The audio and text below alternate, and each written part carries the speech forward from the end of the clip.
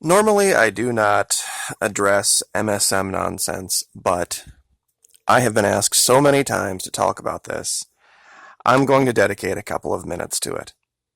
Now, this issue with this migrant caravan, it's not an invasion.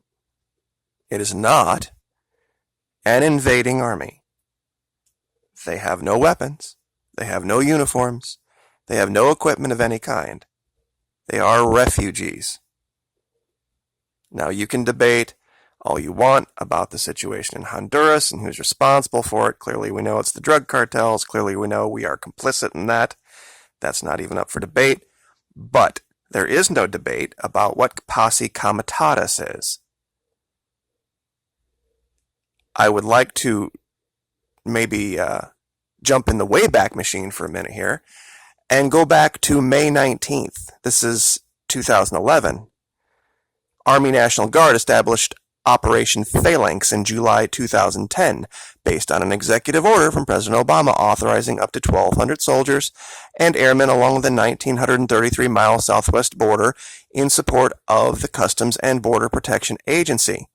Operation Phalanx is a successor to Operation Jumpstart, which was declared by former President Bush, authorizing up to 6,000, read this, National Guard soldiers and airmen from 2006 through 2008. Now, the most important part of this article is down here. The National Guard, reads states, performs a unique role in the struggle against illegal immigration and other border problems as they are not restricted by the Posse Comitatus Act of 1878, which does not apply for National Guard personnel on Title 32 orders in response to domestic missions. Period. However, that's not what's going on now. And if you think there are any military soldiers of any military personnel of any kind, I don't care if they're Army, Air Force, Navy, Marines, Guardsmen, whoever they are not down there with weapons ready to deter anything. We have medical personnel, we have pilots, we have engineers, and we have logistical support personnel going down there to facilitate the peaceful and orderly handling of this large group of refugees. Absolutely no what you believe military action is going to take place. And some of them are going to stay, just odds. Half of these are women and children. It's ridiculous, this idea that we're going to send the military to repel this quote-unquote invasion. It's ridiculous.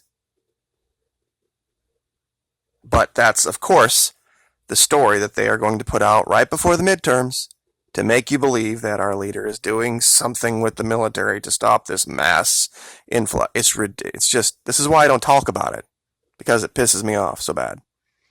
The lies. Now, let's see if I can... Oh, yeah. Funny story. Mr. Putin had a discussion with Mr. Bolsonaro about his desire to affect change in Venezuela. And amazingly enough, out of nowhere, Mr. Bolsonaro has changed his tune. Completely. One day after entering office, he completely does a 180-degree turn on this issue. So clearly he had no intention of doing it. He was lying to get votes, which I suppose falls in line with the way politics is these days. Or someone perhaps informed him that there were other interests. And this article here is October 29, 2018. Russia sends team to Venezuela to help draft rescue plan. So I very much doubt the Russians have any interest in dealing with any of Brazil's nonsense. which of course explains perfectly why Duque, being left out in the cold now, sent 5,000 more troops to his eastern border. The chess game continues. Clearly now, any invasion is going to have to go through Colombia.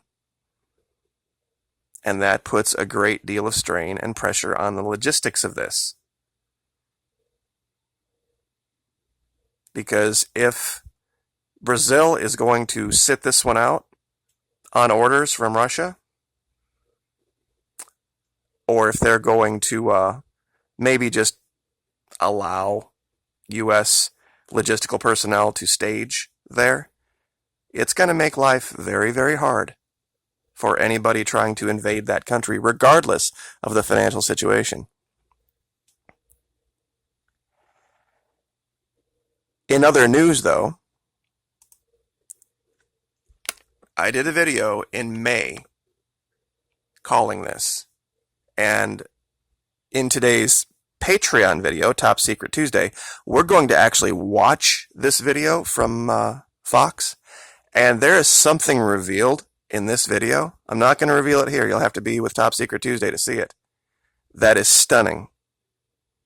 You have to watch it, and you have to watch it closely. But something is said, and the way that it's put out, and if you can look at the body language, you can see that something very different is going on than what you're being told. I made the allegation that our president had a problem, and that, like a lot of men, he uses different criterion to choose people in power. This woman was a Fox News babe less than 2 years ago. She got the job as the spokesperson, I guess, for the State Department, which is fine. That was well within her, resume.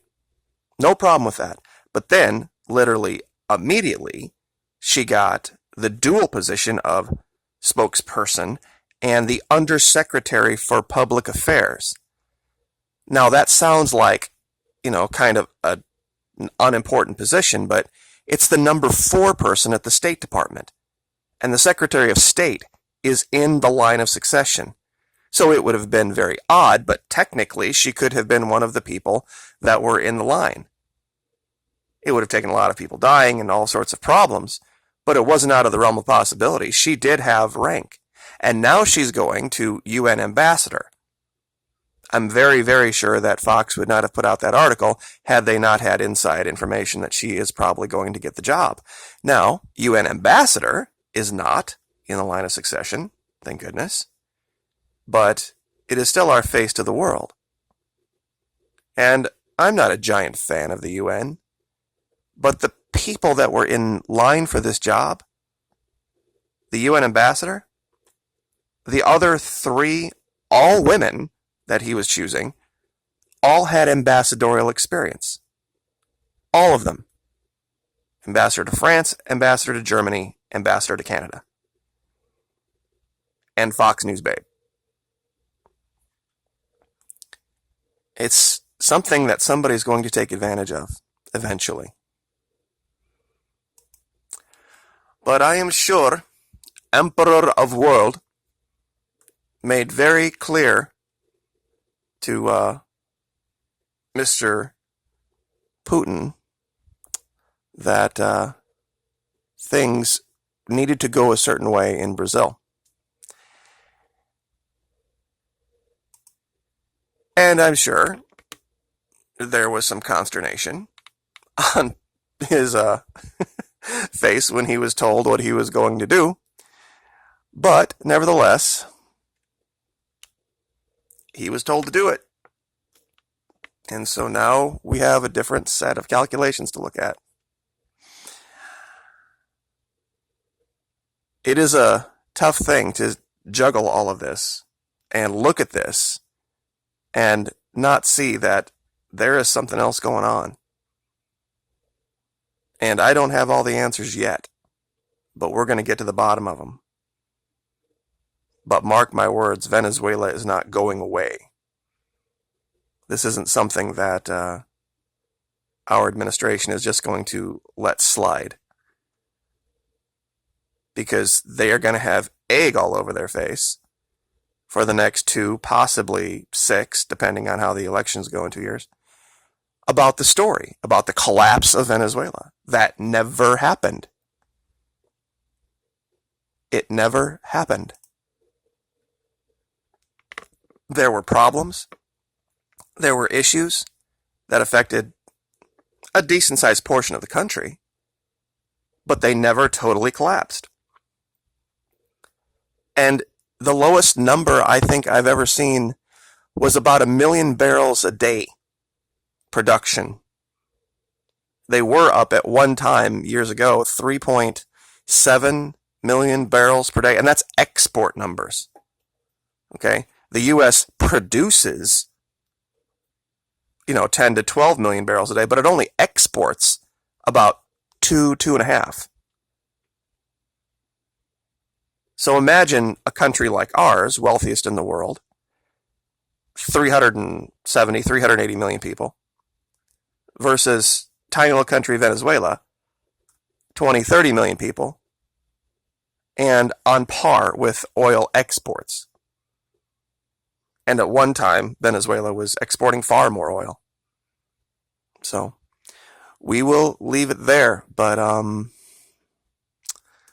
telling you, we have a problem with our leader, because he seems to have a weakness, and it's going to be his undoing. Like, share, subscribe.